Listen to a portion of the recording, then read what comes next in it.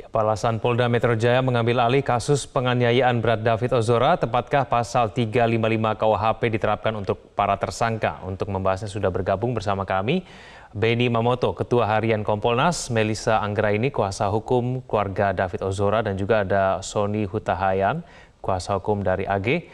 Mas Sony, Mbak Melissa, dan Pak Beni, selamat malam. Terima kasih atas waktunya. Selamat malam. Selamat malam. Oke, kasus tidak lagi ditangani Polres Jakarta Selatan, tapi kemudian diambil alih oleh Polda Metro Jaya. Saya langsung ke Mbak Melissa. Mbak Melissa, apakah dari pihak keluarga memang melihat adanya kejanggalan ketika kasus ini ditangani di Polres Jakarta Selatan? Iya, terima kasih Mas. Dari awal pada saat kita melapor kepada Polsek Pesanggerahan, sebenarnya sudah mulai ada kejanggalan, ya. Yang pertama adanya barang bukti mobil Rubicon yang meninggalkan Polres Pesanggerahan. Nah, sehingga kita menduga ada bukti-bukti yang sengaja dihilangkan di sana. Kemudian terlihat juga bahwa adanya nomor polisi yang berganti ketika mobil Rubicon itu kembali.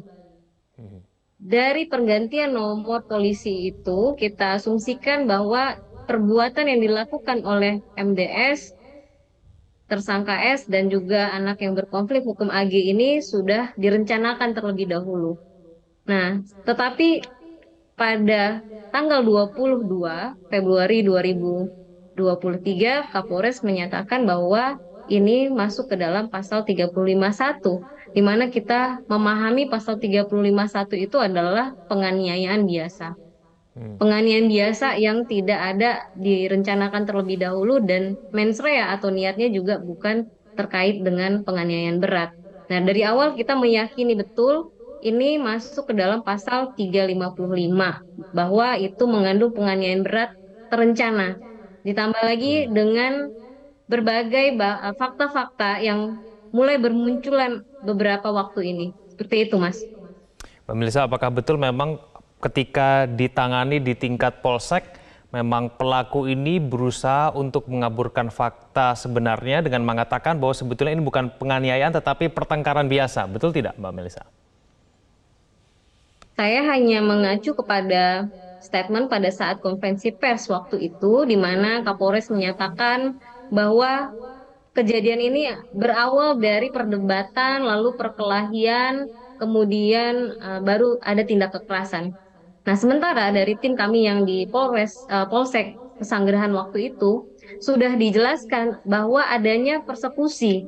Ada persekusi, David diminta push up dan lain sebagainya baru dianiaya seperti itu. Tetapi kenapa pada saat konferensi pers tidak disampaikan adanya persekusi itu? Itu yang kita tentang betul. Kemudian banyaklah beberapa kejanggalan yang kita rasakan, tetapi ya alhamdulillah saat ini kita apresiasi terlihat fakta-fakta kemudian terkuak pernyataan-pernyataan yang sebelumnya dikabur-kaburkan. Saya tidak tahu apakah oleh para pihak memang Kapolres menyatakan berdasarkan keterangan tersangka-tersangka itu sehingga menyampaikan seperti itu ke publik. Kita tidak tahu, tetapi kita berharap ke depan fakta-fakta ini benar-benar dibuka seluas-luasnya sehingga David yang Ya. sampai hari ini masih belum sadarkan diri segera mendapatkan keadilan. Seperti itu. Ya, sebelum saya ke Pak Beni, Mbak Melissa sedikit saja, itu Rubicon yang kemudian keluar pada saat di tingkat Polsek itu diketahui oleh pihak Polsek, dari pihak kepolisian. Dibiarkan begitu saja untuk keluar dari Benar, Polsek begitu? diketahui. Jadi begini, pada saat mobil itu keluar, tim kami di Polsek mempertanyakan itu kemana, kenapa bisa diperbolehkan keluar. Nah, Oke, dijawab bahwa baik. mobil itu dipergunakan untuk menjemput saksi, Oke, yaitu pada saat ini tuh anak yang berkonflik AG. Nah, yang oke. lucunya lagi, pada saat mobil itu kembali, yang kembali itu benar memang dia tersangka S ini membawa anak berkonflik hukum AG beserta dengan waktu itu keluarganya, tantenya kalau saya tidak salah. Hmm, Dan yang hmm. nyetir mobil itu adalah saksi AG seperti itu. Yang menyetir AG berusia 15 tahun, Rubicon keluar dari Polsek. Saya konfirmasi Ya, nanti ke pengacara AG, ya. tapi saya mau ke Pak Beni dulu. Pak Beni, menurut Anda sendiri kenapa? Kenapa kemudian tiba-tiba Polda mengambil alih kasus ini? Apakah memang Polda juga mengetahui ada sesuatu yang janggal dalam penanganan kasus ini di tingkat Jakarta Selatan, Pak Beni? Ya, menurut saya langkah pengambil alihan ini langkah yang tepat karena pertimbangannya satu kasus ini menjadi atensi publik, kemudian perlu kecepatan dalam proses penyidikannya, di mana penyidikan ini melibatkan scientific crime investigation. Jadi sebagai contoh, ketika kita hanya bergantung pada keterangan saksi atau tersangka atau anak yang berkonflik dengan hukum, maka dia bisa berbohong. Tetapi ketika dikonfirmasi dengan CCTV, dengan chatting, dan sebagainya, maka kemudian akan tergambar secara utuh. Oleh sebab itu kami mendukung pengambil alihan kasus ini ditangani oleh Polda supaya ada percepatan dan secara tuntas, komprehensif, kasus ini bisa segera diselesaikan. Apakah ada permintaan dari Menko Polhukam yang kemudian mengusulkan supaya pasal berbeda diterapkan kepada MDS ini sehingga kemudian berpengaruh terhadap penanganan kasus ini ke tingkat Polda, Pak Beni? Jadi dalam penetapan tersangka kemudian penerapan pasal ini penyidik sudah berkonsultasi dengan para pakar pidana. Jadi dari fakta-fakta yang ada kemudian dikonsultasikan dengan pakar pidana yang nanti akan menjadi saksi ahli pidana. Disitulah kemudian ditetapkan pasalnya. Jadi menurut saya ya dari fakta yang ada ahli pidana sepakat bahwa tepat ketika dikenakan pasal 355 seperti itu. Oke, Pak Beni, tapi menurut Anda sendiri janggal tidak sih dengan video penganiayaan yang beredar luas begitu, kasus ini diterapkan 351, bukan 355 ataupun 354? Ya memang saya mantan penyidik melihat itu agak janggal ya, karena begitu sadis, begitu brutal sekali ya, kepala orang diinjek, ditendang itu nggak akan penganiayaan biasa, itu pasti berat.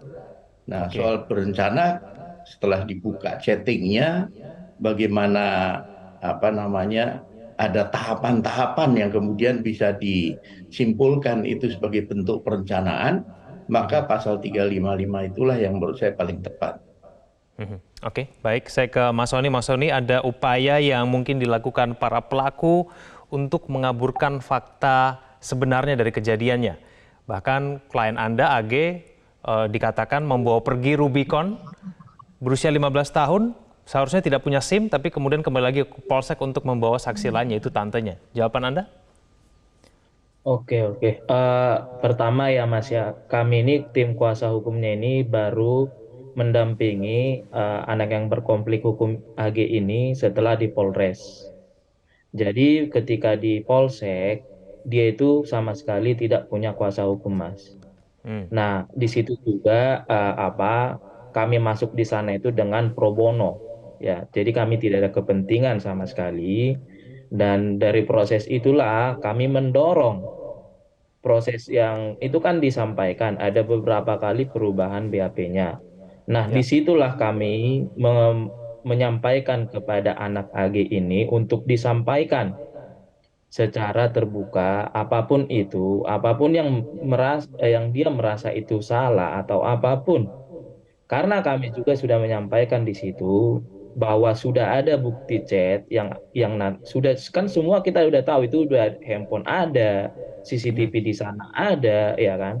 Disitulah baru kemudian dia menyampaikan pada BAP-nya pas di Polsek itu, dia disuruh oleh tersangka MDS ini untuk mengucapkan sesuatu yang sebenarnya tidak sebenarnya gitu. Nah, itu juga yang kami bilang itu harus dirubah, itu harus sesuai pada faktanya.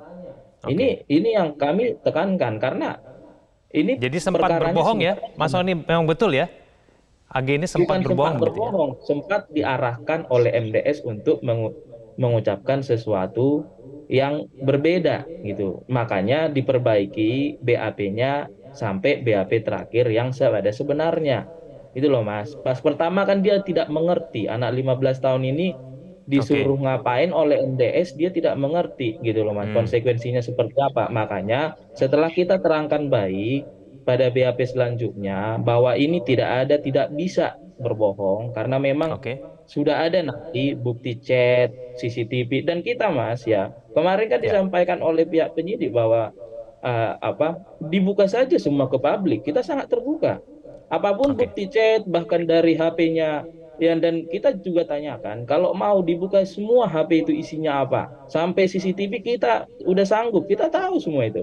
oke. Dibuka Sudah saja, dibaca jadi semua jangan ya? sepotong-sepotong.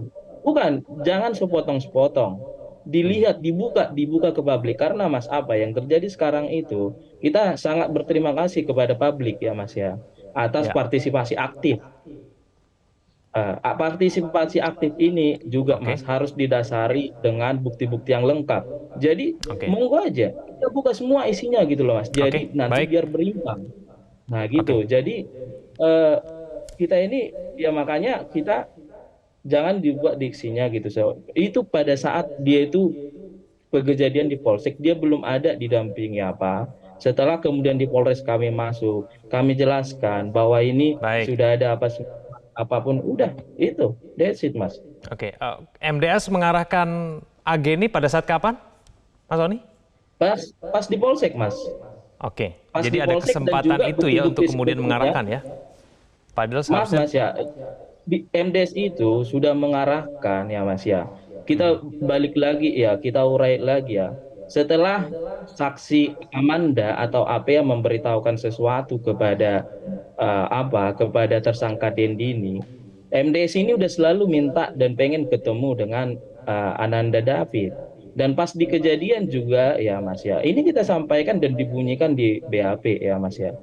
bahwa memang benar yang digugakan adalah HP-nya dari anak yang berkonflik hukum ini. Tapi Oke, itu berdasarkan arahan dan perintah dari si MDS ini. Bahkan oke, ada satu kejadian yang nggak dibuka ke publik ya Mas ya, yang Mhm. nggak dibuka ke publik. MDS itu ada juga dia yang mengetik dan ada voice note-nya Mas, ada voice note-nya, dan itu saya yakin rekan dari pengacara Ananda David juga tahu ada voice note. Dibuka saja di ke publik apa isinya. Kalau oke, kita baik, terbuka aja, itu ada suara langsung, memang menggunakan HP-nya AG, tapi ada suara oke, langsung dari Dendi.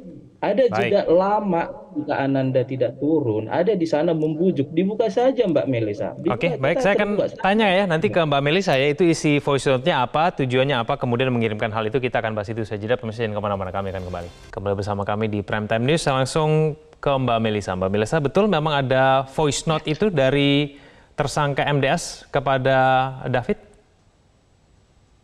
Baik, jadi terkait bukti dari HP milik David kan baru bisa dibuka oleh keluarga kurang lebih 3 hari ini ya, karena Iya. kemarin-kemarin keluarga fokus dengan kesehatan David. Baru terbuka Mhm. dan kita baru lihat. Saya tidak mengerti maksud yang rekan Sony sampaikan voice note yang mana, karena jujur dari sekian banyak chat itu sudah banyak yang dihapus oleh AG gitu ya. Mhm. Tapi kita juga lagi mencoba mendalami, nanti kita juga akan serahkan bukti itu untuk membantu pihak polisian. Tetapi yang pasti begini, kalau yang disampaikan rekan Sony masih masih perlu dibuktikan. Ini chat siapa? Apakah voice note itu suaranya benar suara siapa? Apakah selalu dipegang oleh siapa? Itu kan masih sangat perlu dibuktikan. Kita Oke. hanya bicara, saya ingin kembali bicara fakta saja di sini. Ya. Bahwa ada jeda waktu dari pertama kali anak berkonflik AG ini ngechat David di tanggal 20 Februari 2023, itu ada jeda waktu 3 jam lebih ya sampai kejadian. Hmm. Tetapi mereka semua 3 orang pelaku ini tidak mengurungkan niat untuk melakukan perbuatannya. Kemudian Hmm. kejadian di TKP itu juga lumayan panjang ya dari mereka berangkat sampai berada di sana. Saya dapat informasi dari saksi yang menemukan mereka ketika perbuatan penganiayaan itu sedang berlangsung. Itu kalau si saksi tidak berteriak, maka bisa terjadi terus-menerus dan tidak tahu seperti apa nasibnya korban hari ini. Artinya penghentian dari peristiwa itu bukan karena kehendak mereka semua. Nah, video lagi ini kan fakta juga yang beredar di masyarakat. Kita bisa dengar dari video itu tidak ada suara pencegahan melerai apapun, baik dari tersangka S ataupun anak berkonflik hukum AG ini. Dari keterangan saksi yang menemukan pertama kali, beliau langsung sedemikian rupa histeris, menangis, tidak sanggup melihat luka. Normalnya orang kalau melihat ada perkelahian, Hmm. itu kan ada reaksi, tetapi ini sepertinya memang mereka sudah satu frame dengan semua perbuatan yang ingin dilakukan, sehingga tidak ada upaya apa-apa begitu. Seperti yang disampaikan mungkin Oke, oleh pengacara dari saudara MDS yang mengatakan bahwa mereka memang tidak melakukan perbuatan apa-apa, Sean hanya merekam, tetapi mereka juga tidak mencegah apa-apa. Itu oh, keterangan dari pengacaranya MDS.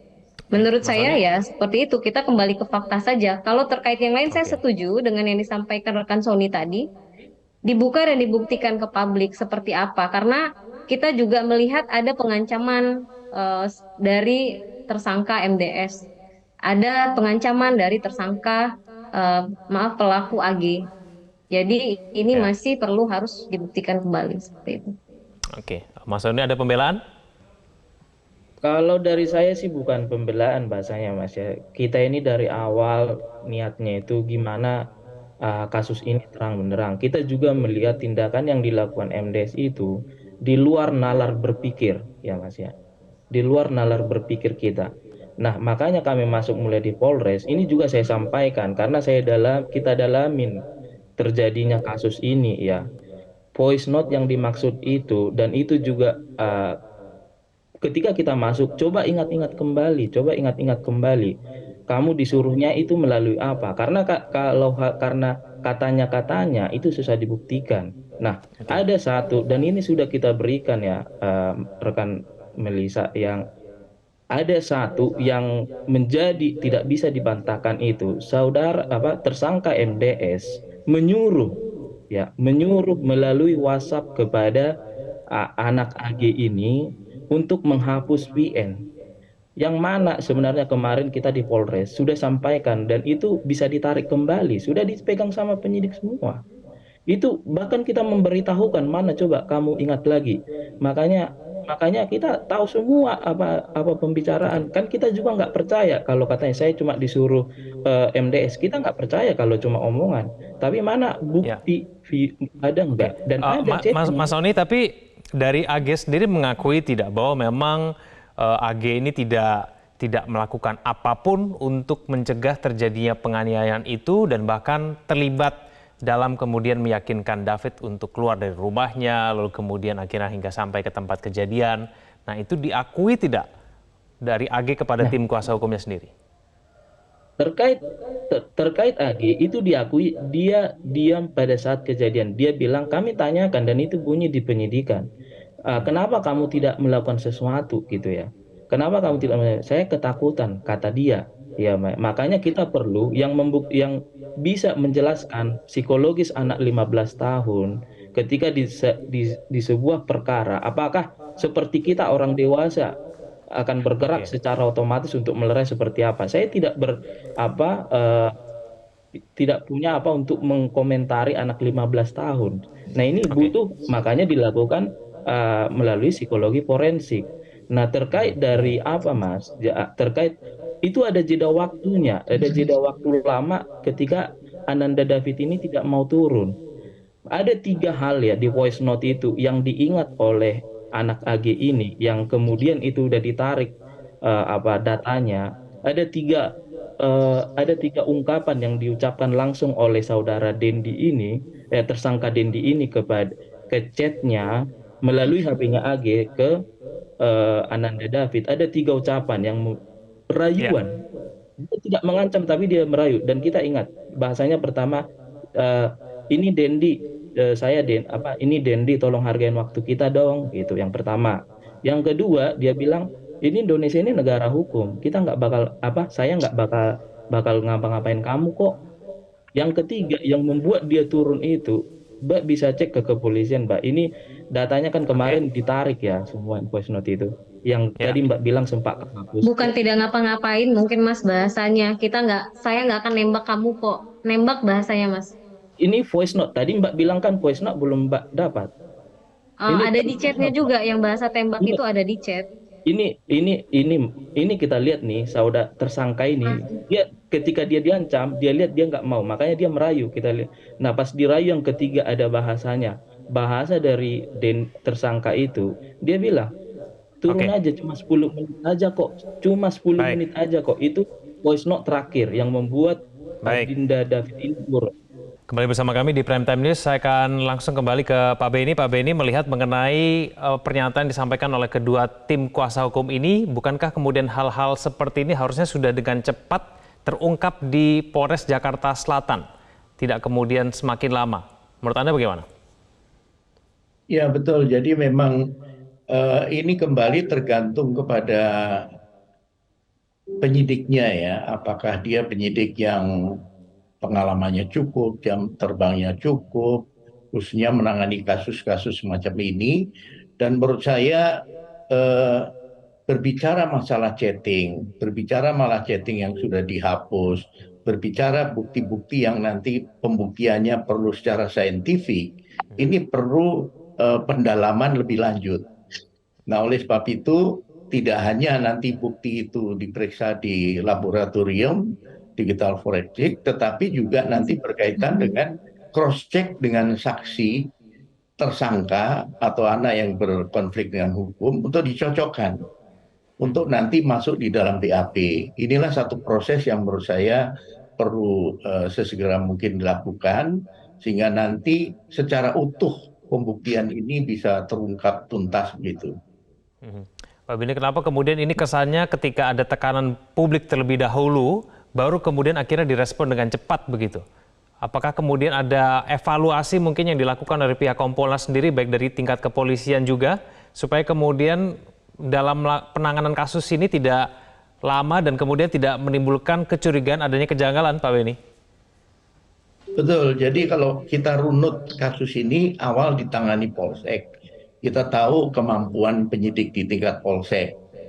Nah ini dengan segala keterbatasannya, kami sudah merekomendasikan dalam beberapa kesempatan gelar perkara, agar kasus-kasus yang menjadi atensi publik, kasus-kasus yang serius, itu tidak ditangani oleh penyidik yang kemampuannya terbatas. Karena ini akan menjadi waktunya lebih panjang, kemungkinan terjadi salah langkah, kemudian akurasinya kurang dan sebagainya, ini bisa terjadi. Oleh sebab itu kami menyarankan untuk kasus-kasus yang menjadi atensi publik ini langsung diambil alih setidaknya oleh level Polda gitu. Baik, saya kembali ke Mbak Melisa. Mbak Melisa, dengan status dari AG yang berubah menjadi pelaku, apakah ini yang kemudian kita katakan sebagai jawaban atas bukti-bukti yang dihadirkan oleh tim kuasa hukum dari David? Baik Mas, sesuai dengan bukti-bukti yang sudah terungkap sampai saat ini pasal yang paling proporsional, pasal 355 KUHP. Namun kita tidak tahu ketika nanti mana tahu ada bukti-bukti baru yang baru terkuak. Itu kan ini masih bisa berubah. Nah, kemudian saya ingin menanggapi juga terkait yang tadi disampaikan rekan Sony, juga tiga pelaku, dua pelaku yang lain dan anak berkonflik hukum AG ini yang menjadi kejanggalan bagi kami adalah mereka bertiga ini sama-sama berubah keterangannya, sama-sama merasa perlu mengubah BAP-nya. Nah, ini kan tanda tanya juga buat kami, gitu ya. Kejanggalan apakah pada saat itu mereka berbohong, saat ini mereka sudah jujur. Nah, ini yang kita sangat berharap kepada para penegak hukum untuk membuka seluas-luasnya kebenaran dan fakta. Seperti itu. Tapi dari sisi David sendiri yang jujur itu seperti apa? Peran dari AG itu seperti apa, Mbak Melisa? Sejauh ini kondisi David masih tidak sadarkan diri, itu kita semua ketahui. Sudah 12 hari per hari ini. Kita tidak bisa mengkonfirmasi apapun kepada David kecuali kepada saksi-saksi pada saat TKP. Plus dengan HP yang baru saja bisa terbuka. Nah, yang kita lihat komunikasi aktif ini ada dari pihak anak yang berkonflik hukum AG ini, di mana kalau dari bukti chat yang kita lihat ada sekitar satu kali David mengatakan kartunya dititip aja sama temannya. 5 kali di gosen aja, 2 kali bilang titip security aja. Bahkan yang ingin saya sampaikan, ketika David memberikan share lokasi, itu tujuannya bukan untuk eh, anak AG ini datang, tetapi untuk gosen. Tetapi yang terjadi kan sebaliknya, itu yang menjadi concern buat kami saat ini. Kalau ingin jujur, terbuka apa adanya, tapi harus berdasarkan dengan fakta. Begitu, bukan narasi-narasi ngawur yang dibentuk untuk mencari-cari celah lepas dari tuntutan pidana. Saya rasa seperti itu. Baik, Mbak Melisa, apakah dari pihak keluarga juga belum tahu apa alasan hingga kemudian David akhirnya dianiaya? Latar belakangnya apa? Yang kami tahu, David dianiaya dengan sedemikian rupa, sedemikian keji, sampai kondisi David seperti hari ini. Yang terkait alasan kita tidak tahu, karena di chat itu juga tidak menjelaskan. Nah, yang menyampaikan terkait adanya dugaan ini dan itu kan dari pihak para pelaku. Nah, kami meminta silakan buka saja itu, sehingga Oke.